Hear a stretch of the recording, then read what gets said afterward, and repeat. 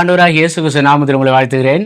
5:16 ஆண்டவர் சொல்லுகிறார். இது ஒரு மலைப்பிரசங்கம் தான். ஆண்டவர் ஜனங்களுக்கு போதிக்கிறது ஒரு வித்தியாசமாக இருக்கும், அதிகாரம் உள்ளதா இருக்கும். அடுத்த மனுஷர் உங்களை உங்கள் நற்கிரிகளை கண்டு பல்லவத்தில் இருக்கிற உங்கள் பிதாவை மகிமைப்படுத்த வேண்டும். பிதாவின் சித்தத்தை நிறைவேற்றவே நான் இந்த பூமிக்கு வந்தேன் என்று ஆண்டவர் சொன்னார். அவர் எப்படி தன் குமாரனா இருக்கிறாரோ அதே போல நம்மளையும் பிதா என்று அழைக்கத்தக்கதான ஒரு புத்திர சுவிகாரத்தை அவர் மூலியமா நமக்கு கிடைச்சிருக்கு. ஆனா நாம் செய்யக்கூடிய நற்கிரிகளை கண்டு தான் பல்லவத்தில் இருக்கிற நம்ம பிதா மகிமைப்படும்படி வேண்டும் என்று அவர் நினைக்கிறார். அதே போல உலகத்தில் உள்ள வெளிச்சம் வேற, நமக்குள் வைத்திருக்கிற வெளிச்சம் வேற. அந்த வெளிச்சம் அவர்களுக்கு முன்பாக பிரகாசிக்க வேண்டும் என்று ஆண்டவர் விரும்புகிறார். நம்முடைய வாழ்க்கை தரம், ஆண்டவர் இயேசு கிறிஸ்துவை ஏற்றுக்கொண்ட நாளிலிருந்து நாம் எப்படி இருக்கிறோம், இதெல்லாம் ஒரு வெளிச்சம். அந்த வெளிச்சத்தை நாம் எப்படி ஆண்டவருக்கு முன்பாக பிதாவை மகிமைப்படுத்தும்படியாக நாம் எப்படி செயல்படுகிறோம் என்பதை ஆண்டவர் விரும்புகிறார். அதனால தான் ஆண்டவர் சொல்லும் போது சொன்னார், மனுஷர் மனுக்கிரிகளை கண்டு பல்லவத்திற்கு உங்கள் பிதாவை அவர்கள் மகிமைப்படுத்த வேண்டும் என்று. அவர் எப்படி பிதாவை மகிமைப்படுத்தினாரோ அப்படியாகவே நாமும் மகிமைப்படுத்த வேண்டும் என்று ஆண்டவர் இயேசு கிறிஸ்து விரும்புகிறார்.